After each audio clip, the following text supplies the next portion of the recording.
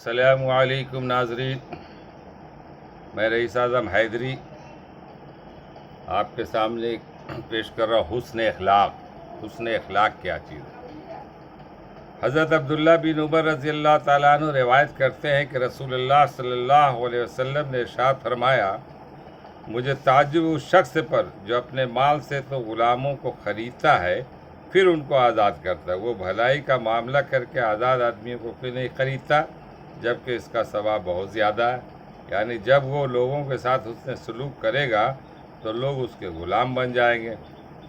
حضرت ابو امامہ رضی اللہ تعالیٰ عنہ روایت کرتے ہیں کہ رسول اللہ صلی اللہ علیہ وسلم نے ارشاد فرمایا، میں اس شخص کے لیے جنت کے اعتراف میں ایک گھر دلانے کی ذمہ داری لیتا ہوں جو حق پر ہونے کے باوجود بھی جھگڑا چھوڑ دے۔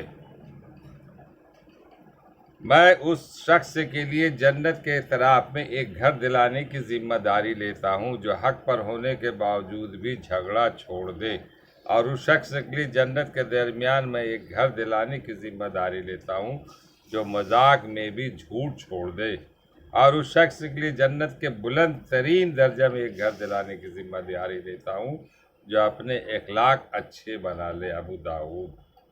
اللہ تعالی ہم لوگوں کو اچھے اخلاق والے بننے کی توفیق عطا فرمائے، اور اخلاق کا جو معاملہ ہے وہ ہر طرح سے حسن سلوک کا جو معاملہ ہے، کسی کے ساتھ بھی کوئی زیادتی نہیں ہونی چاہیے، کوئی غلط بات نہیں ہونی چاہیے، کوئی کو دل نہیں دکھانا چاہیے۔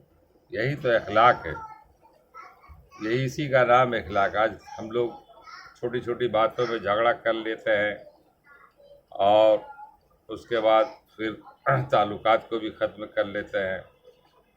اب یہاں اللہ کے رسول فرما رہے کہ آپ حق پر ہوتے ہوئے بھی جھگڑا چھوڑ دیں، یعنی حق پر بھی ہے، اگر وہ غلط آپ سے جھگڑا کرا آپ حق ہے تو چھوڑ دیں۔ یہی بہت بڑا اخلاق ہے۔ اللہ تعالی ہم لوگوں کو پڑھنے اور سننے سے زیادہ عمل کرنے کی توفیق عطا فرما۔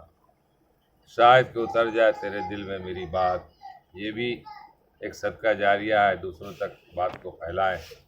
وما علینا الا البلاغ۔ السلام علیکم ورحمۃ اللہ وبرکاتہ۔